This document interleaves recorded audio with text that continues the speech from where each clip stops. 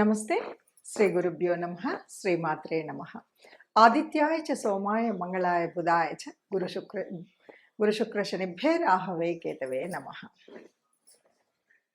మనం ప్రతినిత్యం కూడా ప్రకృతిలో బతుకుతున్నటువంటి ప్రతి జీవరాశికి ఖగోళంలో ఉన్నటువంటి ఆ గ్రహాల ప్రభావం అనేటువంటిది పడుతుంది. అయితే ఇది మారుతూ ఉన్నప్పుడు ప్రతినిత్యం కూడా గోచార రీత్యా గోచార ఫలాలు చెప్పుకోవడం ఒకటి. ఇది కాకుండా మనకి ఈ గ్రహాల మార్పు అనేక రకాలుగా ఉంటాయి. ఒక్కొక్కసారి కొన్ని గ్రహాలు వెనక్కి వెళ్ళడం అంటే వక్రగతి అంటాం. ఈ వక్రగతి దగ్గరికి వచ్చేసరికి వాటి వల్ల ఫలితాలు మారుతూ ఉంటాయి. అలా ఈ వక్రగతిగా వెళ్ళడము అనేటువంటివి ఎలా ఉంటుంది అంటే, నిజం చెప్పాలంటే మనకున్న గ్రహాల్లో సూర్యచంద్రులు ఇద్దరికి అసలు వక్రగతి ఎప్పుడూ ఉండదు. రాహుకేతువుల్ని కనుక తీసుకున్నట్టయితే ఎప్పుడూ వక్రగతిలోనే ఉంటారు. ఇక మిగతా గ్రహాలు ఏవైతే ఉన్నాయో అవి అప్పుడప్పుడు వక్రగతిలోకి వెళుతూ ఉంటాయి. అవి మనం పుట్టినప్పుడు వక్రగతిలో ఉండొచ్చు, లేదా ఇలా మధ్యలో వక్రగతి వస్తూ ఉండొచ్చు. అలా వక్రగతి వచ్చినప్పుడు ఫలితాలు విభిన్నంగా ఉంటాయి. అలా ఆలోచించినప్పుడు మనకు ప్రస్తుతం శని వక్రగతిలో నడుస్తుంది. అదేవిధంగా 2024 ఆగస్టు 6 నుండి 26 వరకు దాదాపుగా ఈ మధ్యకాలంలో బుధుడు వక్రిస్తున్నాడు. సరే, అన్ని గ్రహాలు వక్రిస్తున్నాయన్నారు కదా. ఇలా వక్రించినప్పుడు మరి ప్రత్యేకత ఏమిటి అని కనుక మనం అనుకున్నట్టయితే, బుధుడి యొక్క వక్రగతి అన్నప్పుడు పెద్ద తేడా ఏం లేదు. శని వక్రగతి అన్నప్పుడు పెద్ద తేడా లేదు. ఆ సమయం ఏదైతే వక్రగతి సమయం ఉందో అప్పుడు కొన్ని ఫలితాలు అయితే వస్తాయి. కానీ ఇప్పుడు ఈ 24 ఆగస్టులో జరుగుతున్నటువంటి ఆగస్టు 6 రోజు మారుతున్నటువంటి మార్పులో ఒక ప్రత్యేకత అయితే ఉంది అని చెప్పచ్చు. ఎప్పుడైనా సరే శనికి బుధుడికి ఒక సంబంధం ఏర్పడినప్పుడు ఒక యోగం ఏర్పడుతుంది. ఆ యోగాన్ని శశబుధ యోగం అంటారు. మరి శశబుధ యోగం ఇప్పుడు ఎలా ఉంది అంటే వక్రగతిలో, 2 గ్రహాలు కూడా వక్రగతిలో ఉన్నప్పుడు జరుగుతుంది. ఇది ఒక ప్రత్యేకత.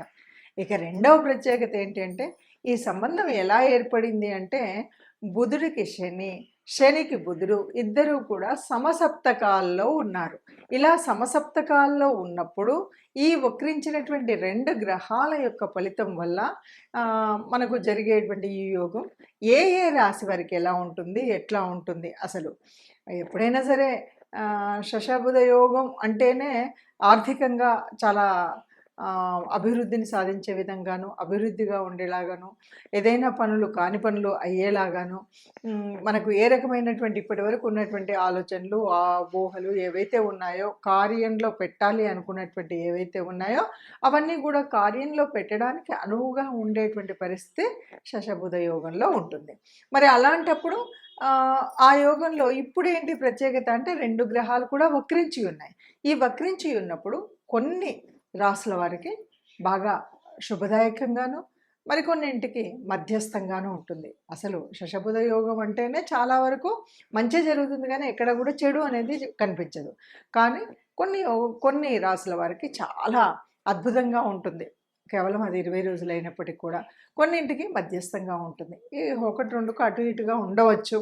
అయినప్పటికీ ఈ యోగం మరి దీని ఫలితాలు ఎలా ఉంటాయి, ఏ రాశి వారికి ఎలా ఉంటాయో ఒక్కొక్కటిగా చూద్దాం. తదుపరి రాశి తులారాశి.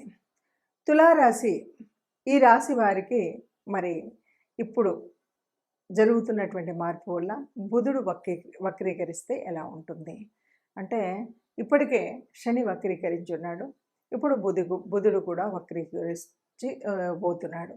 మరి ఈ సమయంలో ఎలా ఉంటుంది అంటే, తులారాశి వారికి కూడా ఇది బాగా ఉపయోగపడేటువంటి స్థితి అని అయితే చెప్పలేం. ఇది మధ్యస్థంగా ఉంటుంది. అంటే పెద్దగా నష్టం అయితే ఏమీ ఉండదు. మరి లాభం బాగా ఉంటుందంటే లాభం ఉండదు, సమతుల్యంగానే ఉంటుంది. అంటే అంతకుముందు ఎలాంటి పరిస్థితి ఉందో ఇప్పుడు కూడా అలాంటి పరిస్థితే ఉంది. మరి అలాంటప్పుడు ఈ యోగం వస్తే మాకెందుకు ఈ ప్రత్యేకించి దీని గురించి చెప్పడము అనొచ్చు. అయితే ఏమిటంటే, ఇప్పుడు మనము ఇలా అంటే పూర్తిగా బెనిఫిట్ కాకపోయినప్పటికీ కూడా నష్టం రాకుండా ఉండాలన్నా ఇప్పుడు జరుగుతున్న ఈ యోగాన్ని మనం కూడా అనుభవించాలి అంటే కొద్దిగా మనం చెప్పబోయేటువంటి రెమెడీస్ చేసుకున్నట్టయితే ఆ తప్పు జరగకుండా అంటే మనకేదో మధ్యస్థంగా ఉండిపోవడం కాదు. మనకు మన జన్మ జాతకంలోనే అసలు శశబుధ యుగం లేదు. కానీ ఇప్పుడొచ్చింది ప్రకృతి రీత్యా. జరుగుతున్నటువంటి గ్రహాల మార్పు వల్ల. మరి ఈ వచ్చినటువంటి యోగాన్ని మనం ఒడిసి పట్టుకునేటువంటి మార్గం కోసం చూసేదే. ఈ మార్గం ఏమిటి అంటే చెప్పబోయేటువంటి రెమెడీస్ ఏవైతే ఉన్నాయో వాటిని చేసుకుంటే చాలు. చక్కగా ఎప్పుడు కూడా రామనామ జపం చేసుకున్నామంటే చాలు. ఏ ఇబ్బందులు లేకుండా ఆర్థిక పరంగా గానీ, ఆరోగ్యపరంగా గానీ, శారీరక పరంగా గానీ, మానసిక పరంగా గానీ ఇబ్బందులు లేకుండా గడపడం కోసం ఇది తప్పనిసరిగా చెప్పుకోవాలి. ఒక్కొక్క రాశికి ఈ విధంగా ఉంది అని మనం చూస్తూ ఉన్నాం కదా! ఇప్పుడు ఈ రాశికి ఇలా ఉంది అని చెప్పేటప్పుడు మరి ఇలాగే ఉంటుందా? దీనికి ఏం చేయాలి? ఎలా చేయాలి? అంటే ఒకటి ఎవరికైనా సరే శశబుధ యోగం అనగానే ఇది మంచినిస్తుంది. కొన్నిసార్లు ఇవ్వకపోవచ్చు. అయితే ఇక్కడ ఒక్కొక్కసారి ఎలా ఉంటుందంటే మన జన్మజాతకంలో కూడా ఈ బుధుడు మంచి స్థానంలోను, శని మంచి స్థానంలో ఉండి వారికి ఆ యోగం ఉన్నట్టయితే ఇక్కడ ఫలితాలు చాలా అద్భుతంగా ఉంటాయి. ఇప్పుడు జరగబోయే ఈ 20 రోజుల్లో అద్భుతమైనటువంటి వారి అంటే ఫ్యూచర్ ప్లానింగ్‌కి మంచి ప్రణాళిక వేసుకోవడానికి చక్కటి కాలం. ఎందుకంటే బుధుడంటేనే ఆలోచనా శక్తి. ఆ ఆలోచనని కర్మరూపంలో పెట్టేటువంటి వాడు కర్మకారకుడు శని. మరి ఈ ఇద్దరి యొక్క యోగం వల్ల వచ్చేటువంటి స్థితిలో చక్కటి ఆలోచన, ప్రయోజనం ఉంటుంది. వాళ్ళకి కావాల్సినటువంటిది జరుగుతుంది. కానీ అలా అందరికీ ఉంటుందా అంటే అందరికీ మరి పుట్టుకతో ఆ యోగం ఉండకపోవచ్చు. మరి లేని వాళ్ళు ఇప్పుడు ఈ గ్రహరీత్యా జరుగుతున్నటువంటి మార్పుల వల్ల వచ్చినటువంటి ఈ యోగాన్ని వడిసిపెట్టేటువంటి ప్రయత్నం అయితే చేయాలి. ఎలా చేయాలి? ఏం చేయాలి? అంటే అందరికీ ఈ యోగం యొక్క ఫలితం అయితే ఉంటుంది. వక్రగతిలో ఉన్నప్పుడు ఎవరికైతే ఈ బుధుడు గాని, శని గాని యోగకారకుడు కానటువంటి గ్రహాలున్నాయో వాళ్ళకి పనిచేస్తుంది. అంతేకాదు ఎవరికైతే అంటే శనికి సంబంధించినటువంటి రాసులు ఏవైతే ఉన్నాయో వాటిల్లో పనిచేస్తుంది. అట్లాగే బుధుడు అంటే ఇప్పుడు ఇది జరుగుతున్నటువంటిది ఎక్కడ జరుగుతుంది అంటే సింహం నుండి కర్కాటకం వక్ర దశలోగా అక్కడ కూడా కుంభం నుండి మకరం వైపు వెళ్తున్నటువంటి దిశ శనిది.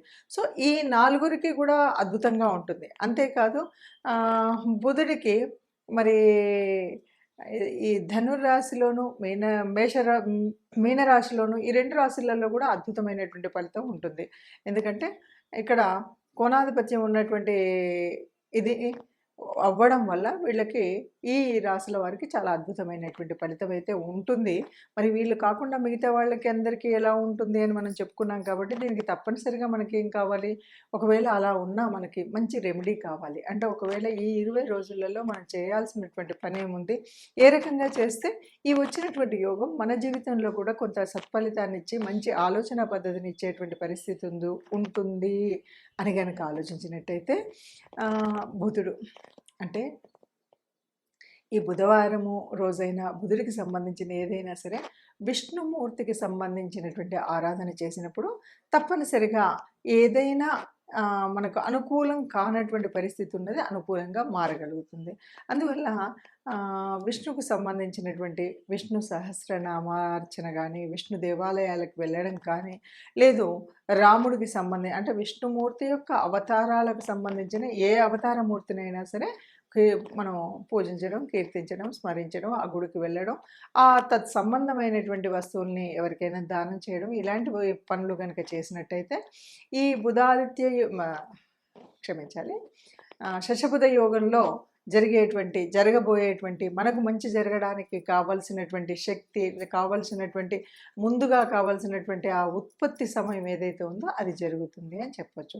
అందుకు గాను చేయవలసినటువంటి రెమెడీస్ అంటే ప్రత్యేకంగా ఏమీ లేకపోయినప్పటికీ విష్ణు దేవాలయానికి వెళ్ళడం కానీ, విష్ణుమూర్తిని అర్చించడం కానీ, విష్ణు సహస్రాన్ని వినడం కానీ, వీటితో పాటు విష్ణుమూర్తి అవతారమూర్తులైనటువంటి ఆ అవతారాలు ఎత్తినటువంటి ఏ అవతారంలో కృష్ణావతారం అవ్వచ్చు, రామావతారం అవ్వచ్చు, మీకు సంబంధించిన ఎందుకంటే రాముడు కొంతమందికి ఇలవేల్పుగా ఉంటాడు, కృష్ణుడు కొంతమందికి ఇలవేల్పుగా ఉంటాడు. అంటే మీ ఇలవేల్పు ఎవరైనా సరే మీ ఇష్టదేవత ఎవరు ఉంటారో వారికి అనుగుణంగా మీరు దానికి అనుబంధంగా ఉండేటువంటి దేవతా ప్రార్థన చేయడం మర్చిపోకూడదు. ఆ దేవాలయానికి వెళ్ళడం మర్చిపోకూడదు.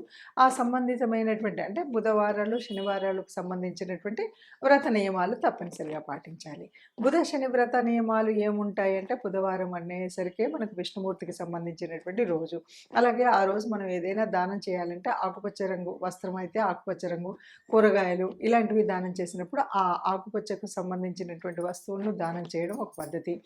అలాగే గోగ్రాసం ఇవ్వడం. ఇంతే కాదు, మరి శనికి సంబంధించినంత వరకు మనం ఏం చేస్తామంటే, శని అంటే వృద్ధులకు సేవ చేయడం. ఎవరైతే కర్మచారులు ఉన్నారో వారికి కావాల్సినంత ఇంత ఆకలి తీర్చడం కోసం చేయాల్సినటువంటి పని. సరే శనికి సంబంధించినటువంటిది ఆయిలు, అంటే నువ్వుల నూనె ఇలాంటివన్నీ ఒక పద్ధతి అయినప్పటికీ కూడా ముఖ్యంగా ఎవరైతే కర్మచారులు ఉన్నారో, ఎవరైతే వృద్ధులు ఉన్నారో వారికి సేవ చేయడం, వారిని ఆదుకోవడం, వారికి సహాయం చేయడం అనేటువంటి పనుల వల్ల శని తొందరగా సంతృప్తి చెందుతాడు. ఇలాంటి పనులను చేసినట్టయితే చక్కగా మనం అనుకున్నటువంటి కోరికలు తీరుతాయి. మనం అనుకున్నట్టుగా ఈ 20 రోజుల ఈ యోగం ఏదైతే ఉందో అది మనకు కూడా అనుకూలించే విధంగా ఉంటుంది. ఇదండి ఇది అందరూ ఇలా ఏ యోగం వచ్చినా, ఏ రకమైనటువంటి గ్రహ స్థితులు ఉన్నప్పటికి కూడా అందరూ సుఖంగా ఉండాలి. అందరిలో మనము ఉండాలి. సర్వే జనా సుఖినో భవంతు.